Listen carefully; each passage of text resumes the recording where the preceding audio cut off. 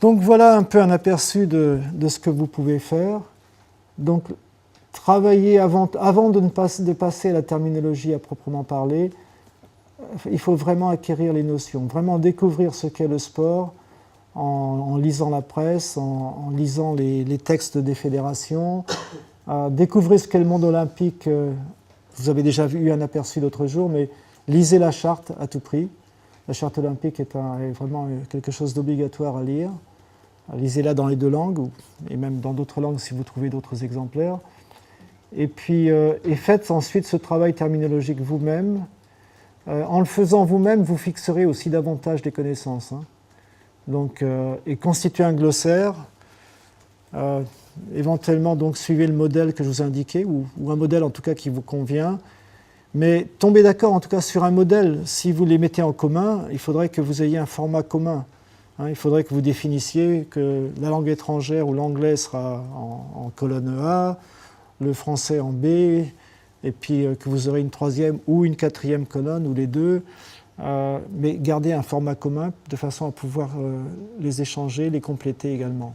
Est-ce qu'il y a des questions? Juste une observation sur le format des glossaires, ça dépend surtout de nos combinaisons de langues. Par exemple, nous on est anglais A et français A et anglais B. On ne va pas forcément s'intéresser à l'allemand et à l'espagnol, par exemple. Donc, on aura plus tendance à s'intéresser à l'anglais et au français plutôt qu'à l'allemand. C'est clair, mais tous ceux d'entre vous qui font une troisième langue font au moins aussi l'anglais. Donc, votre travail à vous sera utile à tout le monde.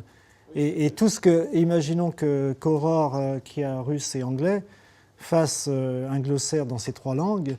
La partie anglais-français de son glossaire vous intéressera, même si le russe n'est pas une de vos langues. Il y a une partie terminologique aussi sur le site de l'EF, je ne sais pas si vous avez vu.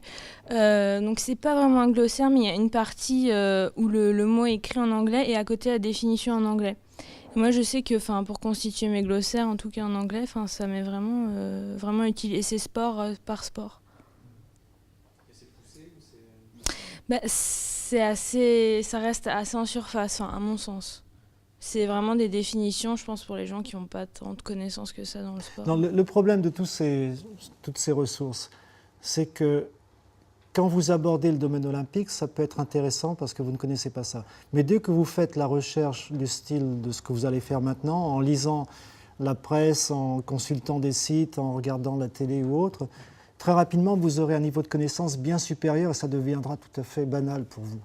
Et ce qu'il vous faut et ce dont vous aurez besoin à Sochi, c'est justement d'avoir cette terminologie qui n'existe pas dans les glossaires. C'est cette espèce de jargon aussi qu'utilisent les sportifs, savoir quelle est la terminologie qu'utilisera un snowboarder francophone. Ce n'est pas indiqué. La plupart des glossaires vont vous donner un mot anglais et puis à tout prix ils vont vouloir vous donner une version française. Alors que le snowboarder en question, il est très possible qu'il utilise tout simplement un mot anglais ou un mot anglais déformé. Donc il faut essayer de connaître ce genre de choses. Et de les comprendre aussi.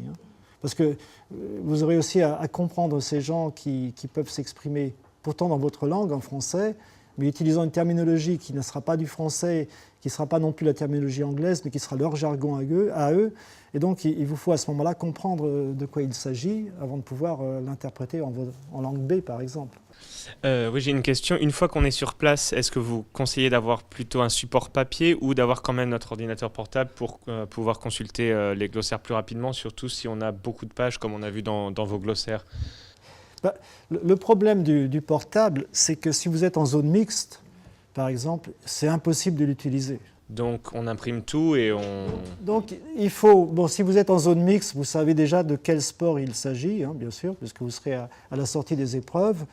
Donc il est préférable à ce moment-là d'avoir votre petite liste imprimée de 40-50 termes. Vous savez, chacun des sports, quand on consulte les différents glossaires, par exemple du COVAN, c'est le comité de Vancouver, il y a peut-être 100, 150 termes. Si vous faites votre travail de préparation d'ici au jeu, la moitié vous seront connus. Vous aurez peut-être besoin de 20, 30 termes qui seront spécifiques et qui sont peut-être pas évidents.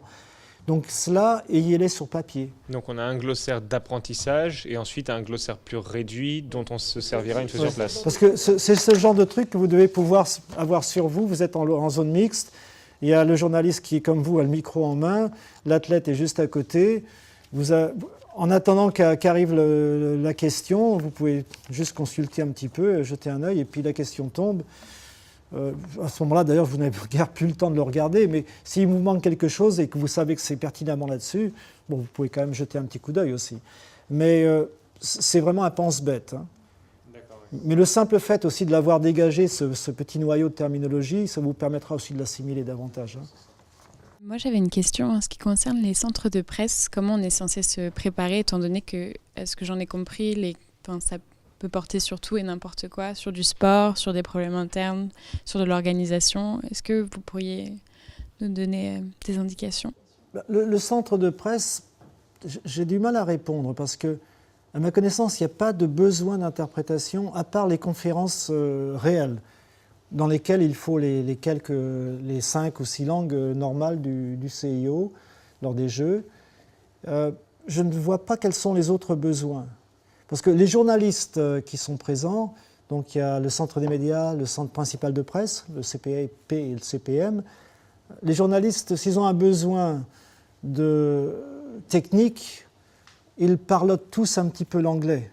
Hein, et ils iront s'adresser au personnel russe qui sera sur place, aux informaticiens, aux je ne sais quoi, aux responsables de laboratoire ou autres. Et ce ne sera pas votre rôle que d'interpréter pour eux. Donc je ne vois pas quel serait le besoin. En revanche, il y a les conférences de presse, les vraies conférences de presse, comme j'ai donné l'exemple hier, l'équipe américaine de snowboard qui veut se présenter et qui vient faire une présentation d'1 heure. On voit les grandes vedettes de l'équipe qui viennent, qui parlent. La presse est réunie, c'est une grande salle de conférence en général. Les questions sont dans l'ordre, hein. Il y a un micro qui circule. Il y a une personne qui est chargée d'animer la réunion qui dit « Ok, je donne la parole à l'équipe ». Et puis le représentant de l'équipe, ou la télé française, ou télé belge et autres. Et donc, pour cela, ce sont vraiment des professionnels qui sont utilisés, d'autant plus qu'il y a toutes ces langues. En général, ça se fait dans les 5 ou 6 langues. Bon, je crois que s'il n'y a plus de questions, de toute façon, on est presque arrivé à l'heure où on devait s'arrêter. On va donc en profiter pour aller boire un café.